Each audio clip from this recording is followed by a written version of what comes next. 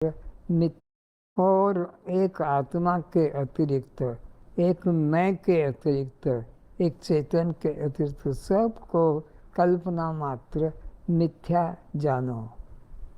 ब्रह्म से भिन्न कुछ नहीं है। ब्रह्म से भिन्न, आत्मा से भिन्न, मैं से भिन्न अन्य कुछ भी नहीं है। सर्वत्र केवल एक ब्रह्म सत्ता ही है। तो सर्वत्र एक ब्रह्म सत्ता ही विद्यमान है। ब्रह्म सत्ता के अतिरिक्त किंचित भी अन्य नहीं है। जो कुछ नाम रूप आकार प्रतीत होते हैं वह सब असत है। तो जो कुछ भी नाम रूप दृश्य जगत दिखाई पड़ता है ये सब असत है, इसमें सत्य बुद्धि मत करो।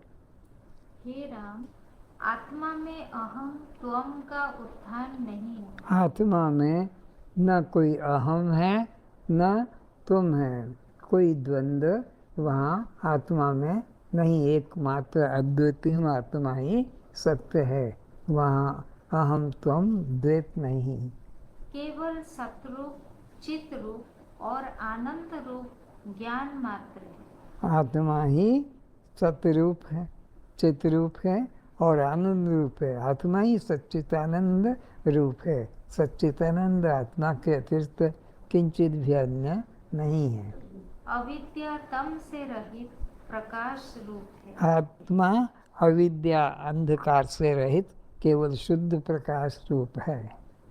हे राम, यह आत्मा न प्राण से जाना जाता है न ज्ञानेंद्रियों से जाना जाता है। यह आत्मा किसी इंद्रिय का विषय नहीं है, न तो शरीर से जाना जाता है, न प्राण से जाना जा सकता है, न इंद्रियों से जाना जा सकता है, न मन बुद्धि चित्त अहंकार से जाना जा सकता है। इंद्रिय से वह अगोचर है।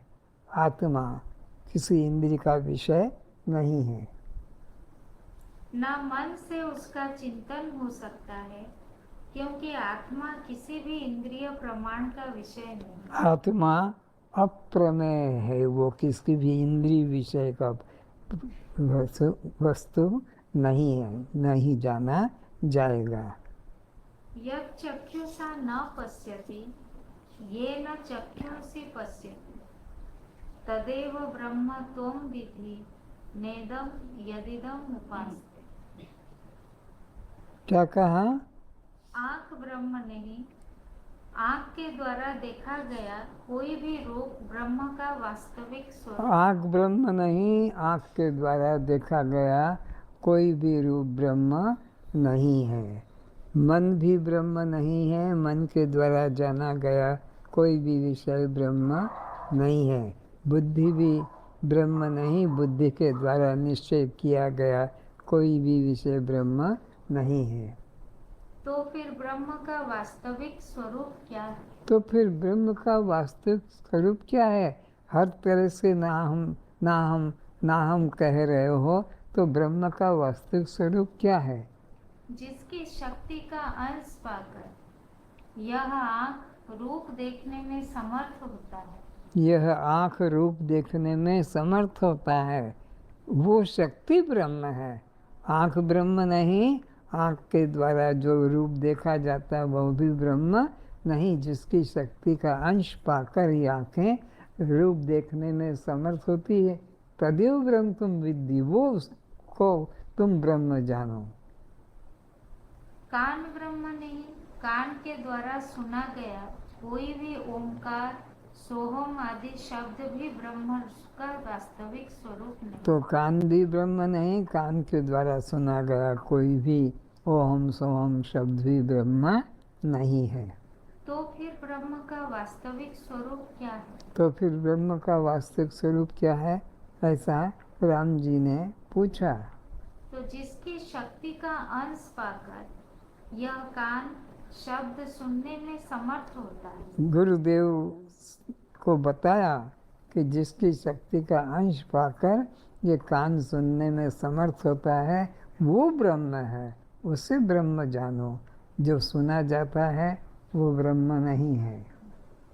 प्राण ब्रह्म नहीं, प्राण के द्वारा किया गया कोई भी क्रिया ब्रह्म का वास्तविक स्वरूप नहीं। तो प्राण भी ब्रह्म नहीं, प्राण के द्वारा होने वाली क्रिया भी ब्रह्म नहीं।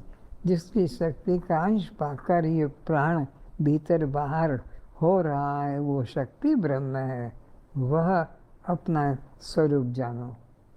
वाणी ब्रह्म नहीं, वाणी के द्वारा बोला गया कोई भी मंत्र ब्रह्म का वास्तविक स्वरूप नहीं। तो वाणी भी ब्रह्म नहीं, वाणी के द्वारा ओहम सोहम शिवोहम आदि कोई भी शब्द बोला गया वो ब्रह्म नहीं, बल्कि जिसकी शक्ति का अंश पाकर ये वाणी मंत्र बोलने में, वाणी बोलने में समर्थ हो, शक्ति पाकर वो शक्ति ब्रह्म है, वही तुम हो, ऐसा निश्चय करके जानो। मन ब्रह्म नहीं, मन के द्वारा सोचा गया कोई भी विषय ब्रह्म का वास्तविक स्वरूप। तो मन भी ब्रह्म नहीं, मन के द्वारा जो भी सोचा गया विचारा गया वह विषय भी ब्रह्म नहीं, बल्कि जिसकी शक्ति का अंश पाकर ये मन संकल्प विकल्प करने में समर्थ होता है वो शक्ति ब्रह्म है, वह आत्मा है, वही तुम हो। वह अपने से अपने को जानता है, स्व संवेद्य है। ये आत्मा अपने से अपने को जानता है, इसको और कोई दूसरा नहीं जान सकता है। आत्मा सबका दृष्टा होने के कारण समस्त जीव जगत दृश्य। तो आत्मा क्या है? केवल एकमात्र सर्वदृष्टा है, सबका दृष्टा है। उसको कोई देख नहीं सकता, उसको कोई जान नहीं सकता, बल्कि वो सबको देखता है, वो सबको जानता है, वो सबका दृष्टा है। उसको कभी दृश्य मत जानना। आत्मा अनुभव में आने जैसा दृश्य पदार्थ नहीं है। आत्मा जैसे विषय अनुभव में आ जाते हैं, भोग अनुभव में आ जाते हैं, खट्टा मीठा कड़वा गर्म सर्दी, ऐसा आत्मा अनुभव में आने वाला विषय नहीं है। जिसकी शक्ति पाकर ये सब विषय अनुभव में होते हैं वो शक्ति ब्रह्म है, वो तुम हो। आत्मा बड़ा से बड़ा है, सूक्ष्म से भी सूक्ष्म। तो आत्मा कैसा है? बड़ा से बड़ा भी है और सूक्ष्म से सूक्ष्म भी है। उसको अकथनीय कहना पड़ता है, उसका वर्णन नहीं करा जा सकता है। जिसमें यह विराट आकाश भी ब्रह्म में एक अणु की तरह किसी कोने में स्थित है। ब्रह्म कैसा है? एक अणु की तरह सूक्ष्म है। और ब्रह्मांड भी तृण के समान स्थान पाता है। और ब्रह्मांड भी तृण के समान उसमें स्थान पाता है। ऐसा वो ब्रह्म सूक्ष्म से सूक्ष्म और महान से महान है, अकथनीय है। आत्मा से किंचित भी कुछ उत्पन्न नहीं हुआ। आत्मा से कुछ भी उत्पन्न नहीं हुआ और आत्मा किसी से उत्पन्न नहीं हुआ। वह अकथनीय अगोचर है। नाना नाम रूप से भासता है। मन के फुरने से जगत भासता है। तो और मन के फुरने से यह जगत भासता है। और मन के शांत होने से जगत नाम की कोई वस्तु नहीं रही। और मन अगर शांत हो गया तो फिर जगत नाम की कोई वस्तु ही नहीं रहेगी जिसका के वर्णन किया जा सके।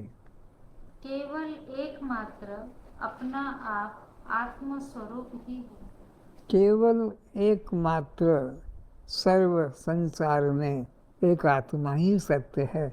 आत्मा के अतिरिक्त किंचित भी अन्य नहीं है, बस सर्वत्र एक आत्मा ही सत्य है। हे राम, दृश्य का पूर्ण अभाव होने से उसका दर्शन एवं दृष्टा रूप त्रिपुटी भी नहीं है। आत्मा का कुछ भी दृश्य रूप में नहीं दिखाई पड़ता। आत्मा का कुछ दृश्य